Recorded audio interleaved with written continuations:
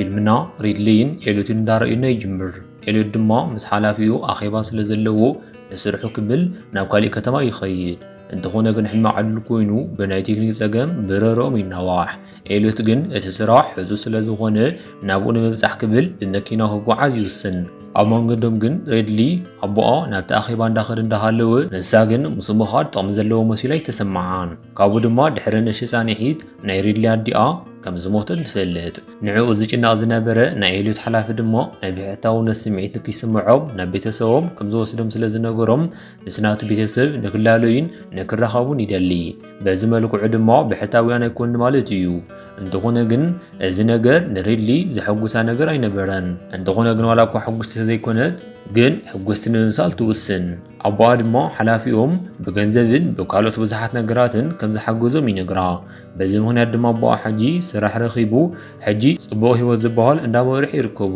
አንደበት ድማ ኤልዮት ካብ ናይ ሓለቆ ቤተሰብ ይድወለሉ እሞ ሕጂ ድማ ንሳቶም እንዳተጸበይዎም ስለ ዝኾኑ ቀልጢፎም ንክመፁ እዩ ነጊርዎ ኤልዮት ድማ መኪንኡ እንዳፍጠነ ከም ዝበፅሑ ይዛረብ እንተኾነ ግን ብናሃሪ እንዳገንሑ ስለ ዝነበሩ ኣብ መንገዶም ከይረኣይዎ ዝኾነ እንስሳ ይገጩ ኣብ ናይ ምድንጋፅ ስምዒት ኮይኖም ድማ ብሂወት ዝተረፈ እንተኾይኑ ንምርግጋፅ ክብሉ ይወፁ እንተኾነ ግን ብዘገርም መልክዑ ዝገጨዎ እንስሳ ዩኒኮርን እዩ ነይሩ ኤልዮትን ሪድሊን ድማ ብዝረኣይዎ ነገር ይግረሙ እንተኾነ ግን ኤልዮት ኣብ ናይ ምግራም ስምዒት ኣይጸንሐን ምክንያቱ ኣብ ጫካ እንስሳት ምውጫው ወይ ድማ መቕታል ብሕጊ ከም ዘቕፅዖ ይፈልጥ እዩ እዚ እንስሳ ድማ እንዳደመየ እዩ እንተኾነ ግን ደሙ ቀይሕ ኣይኮነን ካብኡ ድማ ሃንደበት ክንቀሳቐስ ይጅምር ብተወሳኺ ድማ ጭርኡ እውን ክበርህ ይጅምር ካብኡ ድማ ሪድሊ ምስ ነኽእቱ ኣእምሮኣ ናብ ካሊእ ዓለም ይወስዳ ኣብዛ ሰዓት ድማ ኤልዮት ነቲ እንስሳ ካርሞ ይጅምር ሓሳቡ ድማ ነቲ እንስሳ መቕታል እዩ ምክንያቱ ክሳቐ የብሉን ብተወሳኺ ድማ ነቲ እንስሳ ንሳቶም ከም ዝገጨዎ ካልእ ሰብ ክርኢ የብሉን ዝብል ሓሳብ እዩ ነይሩ ኣብ ናይ ጉዕዞኦም መጨረሻ ድማ ኣብ ናይ ኦዴል ገዛ ይበፅሑ ኦዴል ድማ መንገዶም ከመይ ከም ዝነበረ ይሓቶም እዚ ቦታ ጫካ ስለ ዝኾነ ድማ ኣብ ቦታኦም ዓበይቲ እንስሳታት ሪኦም ተኾይኖም ይሓቶም እንተኾነ ግን ኤልዮት ከም ዘይረኣዩ ይናገር ሪድሊ ግን ስለቲ እንስሳ ምሕሳብ ኣያቋረፀትን ስቂላ ድማ ስለ ዝነበረት ናይ ኦዴል ኣቓልቦ ትስሕቦ እንታይ ከም ዝኾነት ድማ እንተሓትዎ ምንም ከም ዘይኾነትን ኣብ መንገዲ ድማ ስለ ዝነበረት ደኺማ ከም ዝኾነት ትዛረብ እንተኾነ ግን ሼፐር ናይ ኦዴል ወዱ ኣብ ገጻ ዝኾነ ነገር ከም ዘሎ ይዛረብ ሪድሊ ድማ መስትያት ንምርኣይ ናብ ሓደ መስኮት ትኸይድ በቲ መስኮት ግን ናይ ኣቦኣ መኪና ኣሽሊኻ ትሪኣ ምክንያቱ ናይ ዩኒኮርን ኣካል ዝተሓበ ኣብኡ እዩ ኣብ መጨረሻ ድማ መስትያት ረኺባ ገጻ ትሕፀብ ብድሕሪ ገጻ ምድራቓ ድማ ኣብ ገጻ ናይ ዩኒኮርን ደም ከም ዝነበረ ትርዳእ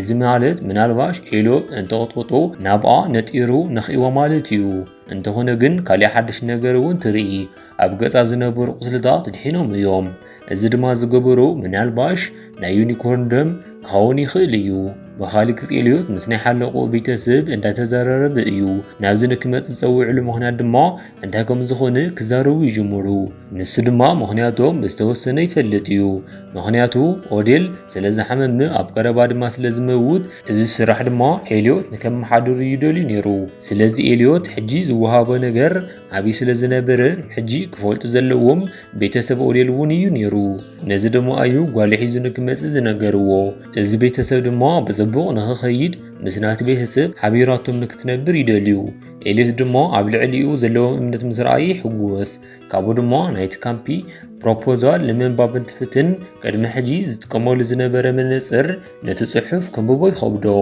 እንተኾነ ግን መነፅር ኣውፂኡ እንትርኢ ከንብቦ ይኽእል ነዚ ድማ ዝኾነሉ ንዩኒኮርን ኣብ ዝቐጥቀጠሉ ሰዓት ደሙ ናብ ዓይኑ ነጢሩ እዩ ነይሩ ካብኡ ድማ ሕጂ ሙሉእ ንሙሉእ ናይ ምርኣይ ዓቕሚ ረኺቡ እዩ ናብቲ መኪና እንትምለስ ድማ ናይ ዩኒኮርን ጭርኡ በሪሁ ንሪኦ እዚ ድማ ብሂወት ኣሎ ማለት እዩ ሪድሊ ድማ ንኣቦኣ ብምፅዋዕ ትኽክል ዘይኮነ ነገር ከም ዘሎ ትዛረብ እንተኾነ ግን ንክተረጋጋዕ ዝኾነ ነገር ከም ዝተፈጠረ ንክተምስል ይነግራ ሃንደበት ድማ መኪናኦም ብኸቢድ ክንቀሳቐስ ይጅምር ኤልዮት ድማ ጓሉ ዝበለቶ ትኽክል ከም ዝኾነ ብምሕሳብ ናብ ኦዴል ብምኻድ ዝተወሰኑ ሰዓታት ካብዚ ከባቢ ክኸዱ ከም ዘለዎም ይዛረቦም ነዚ ድማ ምክንያት ዘቕረቦ ጓሉ ሪድሊ ጽቡቕ ስምዒት ይስማዓ የለን ዝብል እዩ ነይሩ እንተኾነ ግን ኣብዚ ገዛ ዝሰርሑ ሰራሕተኛታት ናይ ኤልዮት መኪና እንዳተንቀሳቐሰ ከም ዝኾነ ይዛረቡ ካብኡ ድማ ነዚ ንምርኣይ ኩሎም ኣባላት ቤተሰብ ናብ ደገ ይወፁ። ሃንደበት ድማ ዩኒኮርን ካብኡ ንምምላጥ ይፍትን። እንተኾነ ግን ቀልጢፎም እዞም ሓለውቲ ትኩስሉ። ናብ ባይታ ኣብ ዝወደቐሉ ሰዓት ድማ ኦዲል እንታይ ከም ዝተፈጠረ ንምፍላጥ ናብኡ ይመጽእ። ኤልዮትን ሪድሊን ድማ ዝኾነ ምርጫ ስለ ዘይነበሮም ነቲ ሓቂ ክዛረቡ ይጅምሩ። ንዩኒኮርን ዝገጨዎ ድማ ናብዚ እንዳመፁ ከለዉ ከም ዝኾኑ ይዛረቡ። ካብኡ ድማ ኩሉ ሰብ ደንጊጹ እዩ ዘሎ። ምክንያቱ ዩኒኮርን ኣስማታውያን ፍጡራት ከም ዝኾኑ እዮም ዝፍለጡ። ሬድሊ ድማ ኣብ ገዛ ዝነበሩ ቁስልታት ናይ ዩኒኮርን ደም ከም ዘድሕና ትዛረብ። ኤልዮት እውን ከምኡ ቅድሚ ሕጂ ብዙሕ የንብብ ከም ዘይነበረን እንተኾነ ግን ሕጂ ከም ዝሓሹ ይዛረብ። ኦዴል ድማ ብዝተዛረብዎ ነገራት ይገረም እሞ ናቶ ሳይንቲስት ድማ ፀዊዑ ነዚ ፍጡር ንክምርምርሉ ይገብር። እዞም ሳይንቲስት ድማ ድሕሪ መምፅኦም መርመሮም ክገብሩ ይጅምሩ እሞ ዝረኸብዎ ድማ ናይ ዩኒኮርን ደም ንወዲ ሰብ ፍሉይ ጥቕሚ ከም ዘለዎ ይፈልጡ። እንተኾነ ግን ነዚ ዝፍትንሉ ሰብ ከም ዘድልዮም ይዛረቡ። ኦዴል ድማ ነዚ ንክፍትንሉ ይፈቅደሎም። ምክንያቱ ንክመውት ኣዝዩ ውሕድ ግዜ እዩ ቀሪብዎ። ብኻሊእ ገጽ ሪድሊ ስለ ዩኒኮርን ሪሰርች ንምግባር ትጅምር። ሰባት ድማ ነዚ ፍጡር ክረኽቦ ዝኽኣሉ ቅድሚ ብዙሓት ዓመታት እዩ ነይሩ። ካብኡ ድማ ካብ ሕማም ንምድሓን ናቶም ደም ይጥቀሙ ስለ ዝነበሩ ብብዝሒ ንዓቶም ምርባሕ ጀሚሮም ነይሮም እዮም። እንተኾነ ግን ነዚ እንዳገበሩ ኣብ ዘለውሉ ንዩኒኮርን ናይ ምሕላው ዕላማ ዝነበሮ ፍጡር ኣብ ልዕሊኦም ንክለዓል ገቢሮሞ እዮም። ሪድሊ ድማ ድሕሪ ምፍላጣ ዩኒኮርን ከም ዝተባሃልዎ ኣፈ ታሪክ ተዘይኮይኑ እዚ ዝተባሃለ ኣራዊት እውን ኣብዚ ከም ዝርከብ ትርዳ። ካብኡ ድማ ናብ ኣቦኣ ተመሊሳ ናይ ዩኒኮርን ደም ካብ ሕማም ንምድሓን ዝጥቀመሉ ተኮይኖም እቲ ክፍጠር ዝኽእል ነገር ትነግሮ።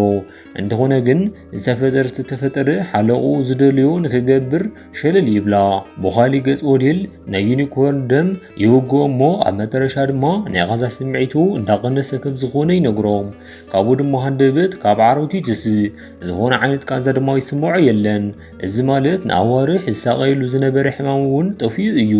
እዞም ሳይንቲስት ድማ በዚ ተገሪሞም ደሞ ወሲዶም ንምፅራይ ይወስን እሞ ድሕሪ ምርመራ ድማ እዚ ሰብኣይ ዝነበሮ ናይ ካንሰር ሕማም ከም ዝጠፍአ ይርእዩ።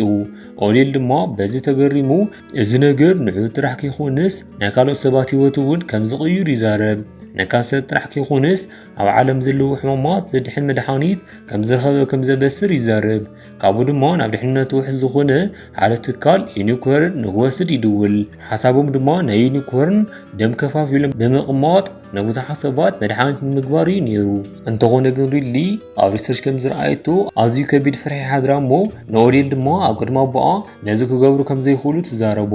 ምክንያቱ ንዩኒኮርን ሕነ ዝፍድእ ኣራዊት ኣሎ እዩ። ኦዴል ዋላ እኳ ተሰምዓ ግን ድማ ሓቂ ገቢሩ ክቕበላ ኣይደለየን። ሰበይቱ ድማ ንሪድሊ ከይዳ እንተናግራ ሪድሊ ግን ገዲፋታ ትኸይድ። ኣብታ ምሽት ድማ ኩሎም ኦዴል ስለ ዝሓሾን ሓድሽ ነገር ድማ ብምርካቦም ናይቲ ሓጎስ ይኽብሩ። እንተኾነ ግን ካብ ርሑቕ ከቢድ ድምፂ ክስማዕ ይጅምር።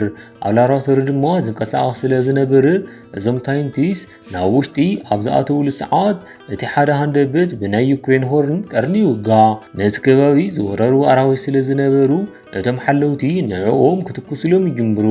ኤልዮት ድማ ብኻሊእ ገጽ ንሪድሊ ንክተምልጥ ናብ መኪና ድማ ንክትኣቱ ይነግራ።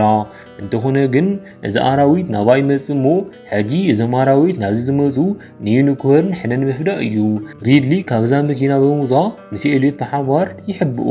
ሪድሊ ድማ ሕጂ ዩኒኮርን ዝደልይዎ ዘለዉ ንኣቦኣ ከም ዝኾነ ትርዳእ እሞ ንኣቦኣ ንምድሓን ድማ ንዩኒኮርን ኣቓልብኡ ንምስሓብ ደልያ ሃዲማ ትኸይድ። ዩኒኮርን ድማ እንዳተኸተላ ምስ ከደ ኣብ በሪ ከባቢ ይበፅሕ እሞ ገጻ ድማ ምስ ጠመታ ደው ይብል። ንዓኣ ምስ ጠመታ ድማ ሕጂ ቀርኑ ከብርህ ይጅምር። ከምቲ ቅድሚ ሕጂ ዝነኽእቱ ድማ ሕጂ እውን ንክትነኽኦ እንዳዓደማ እዩ ነይሩ።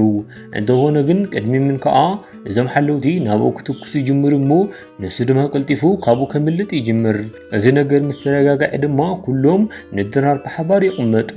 ሪድሊ ድማ እዚ ነገር ከም ዝፍጠር ቀዲማ ጠንቀቓቶም ከም ዝነበረ ተዛረብ። እዞም ፍጡራት ድማ ሕጂ ዝደልይዎ ሓደ ነገር እዩ። ንሱ ድማ ነቲ ዝሓዝኹሞ ንእሽቶ ዩኒኮርን ምውሳድ እንትኸውን ሕጂ ንዑ ንክምልስሎም እንተ ደኣ ከምኡ ገቢሮም كم زقرفوم تزارب انتخونا جن أوديل نزخ جبر كم زي دلي زارب حجي يونيكورن زهبم طقم مسفلته نزم أراويت نكهبم ما يدلين انتخونا جن نود الشيبر نتي يونيكورن كوسدون تم قالت حلو تدما نتم أراويت نكهدوم ينغرام قدم حجتكو عم يونيكورن دما نشتي سلز تقود نعو كيدم قاتلو ويوسن بخالي قص دما حانت ساينتس نا يونيكورن قرني اندا قرصت اندهالوت هاندبت كبر يجمر كابو دما ابت ጫካ ዩኒኮርን ንካህኑ ዝተላእኹ ሰባት ሓደ መፍርሒ ነገር ይገጥሞም እሞ እቲ ሓደ ዩኒኮርን ድማ ነታ ሓንቲ ሓላዊት እንትወግዓ ካብኡ ንምልቃቕ ኢላ ብበዝሒ ትትኩስ ጸልማት ድማ ስለ ዝነብር ኤልዮት ናይ ጸልማት መርኣይ ባይነኩላር ተጠቂሙ ክርኢ ይጅምር እንተኾነ ግን ሃንደበት ዩኒኮርን ንካልእ ሓላዊ መፅኡ ቆትለው ኦዴልን ኤልዮት ድማ ህይወቶም ንምድሓን ክብሉ ካድሚ ይጅምሩ ካልኦት ክልተ ዩኒኮርን ድማ ንዖም ክከታተልዎም ይጅምሩ ኣብ ገዝኦም ድማ ምስ በፂሑ ኦዴል ነቲ ሓደ ዩኒኮርን ከረጋግዑ ይጅምር ኣብ ፊልማ ዝስራሓሉ ይመስል እንተኾነ ግን ዩኒኮርን ትሕት ምስ በለ ብቀርኑ ንኦዴል ይወግኦ بخالي جز أبغى يونيكورن نناي أوريل سويتو نمتك عزدلي مسلو مسح زواد ما يقتلوا إليوتن ريدلينوني هادمو انتو هنا جنيني كورن تارجيت جبرو نعاتو ما يكونن حج حسابهم ناي أوريل بيتسب مقتالي نيرو انتو هنا جن زامشت ولا قاتو جحد يونيكورن جن كاز كبابي كرح بايقالون كابنا أوريل بيتسب دما زغوريوم حدا شيبر ترحيو شيبر دما أبوز جمهور نجر كودو سزي كونو جن كم زقاتلا كفرار حجمرمو عبد ساعات جن إلو تموسيو يوغو مو شيبرون كوموني إلوت يوغو ዩኒኮርን ድማ ናቦም ስቀረቡ ንሸበር ረጊሒ ሃርሞ ካብኡ ድማ ሓይሎም ተጠቂሞም ነቲ ሞይቱ ዝነበረ ወዶም የልዕልዎሞ ተወጊ ዝነበረ ንኤልዮት ድማ ደም ገቢሮም የድሕንዎ ካብኡ ድማ እዞም ዩኒኮርን ብሰላም ካብኡ ይኸዱሞ ኣብታ ሰዓት ግን ናይቲ ከባቢ ፖሊሳት ናብኡ ይመፁ ናይቲ ከባቢ ሰባት ዝሞቱ ሬሳን بهوت نزلوا إليتن قالون نساتهم زقاتلهم يمثلهم مو نابوليس تابع دمو حزمم كخودي جمرو نساتهم دمو حاجي عندها كم زقبرو يفولتون مهنيات الزخول زقبرو يونيكورنيوم تتبوهال سوص وايد أمبر تخكلا يمثلن انتهونا جن عمم قدوم حدا زي تحسب يفتر نا يونيكورن نناي بوليس مكينا ككاتتلوا يجمرو مو ننقول دمو نكدالو ملكتي هوام مهنياتو أبقربوا نزام مكينا نمتقع حسيبهم عند رأنا فيلمنا أبز تودا فيلم يفتيهم مقطعون تسوي جبر اسكاب حجين استخدمت لهم ندام السجن هو أنا أذكر لكم سبسكرايب مقارنة ترسعيهم